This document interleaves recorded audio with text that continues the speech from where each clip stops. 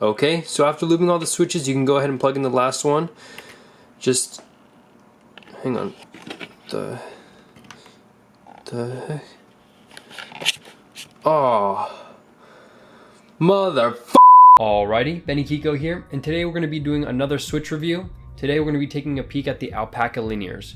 The Alpacas are 62 grams to bottom out, and I picked them up from Prime Keyboards on Black Friday, but you can get them right now for around $40 to get a 70 pack of them. With these switches, I'm planning on doing a comparison between a few other linears, and then going to do a sound test for you guys.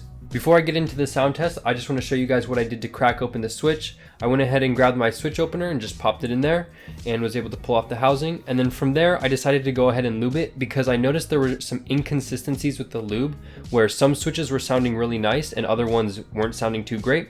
So I just went ahead, lubed all four sides, gave it a little roundabout right in the middle right there, and then just stuck the switch back inside. And just like that, we have a fully lubed Alpaca. Just do that 70 more times. And here's a little sneak peek for you guys. From there we can get into the comparison. The first switch is going to be an Alpaca switch, which is lubed, the one I just lubed. The second one is going to be a stock Alpaca switch that I didn't do anything to, marked with an S. The next one is going to be a lavender switch, which is a 65 gram bottom out. I didn't do anything to this one, but it comes factory lubed. And then the last one is the stock VS linear that comes with this keyboard. It is also pre-lubed, marked with a V.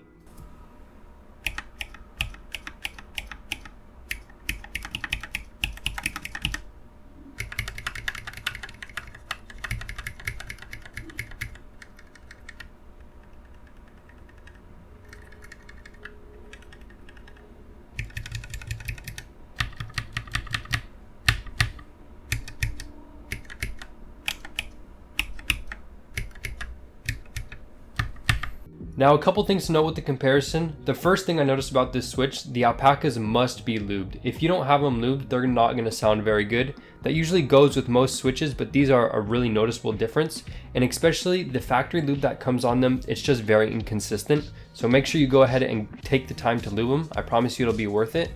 But yeah, lubing the insert really did a lot for it and got rid of a lot of the rattle that I was hearing within the switch. As for the sound, I thought the Alpaca sounded pretty nice. It has more of a high-pitched clack than the lower-pitched clack of the VS Linear, and the lavender sounded a little more mushy. As for the feel, since it's at 62 grams, it's above the switches of the VS Linear, which I believe is in the 50s, but below the 65 grams of the lavenders. And honestly, it's a nice sweet point in between, and of the three, it's my favorite feeling so far. With the comparison out of the way, we can move to the full sound test, so I hope you guys enjoy.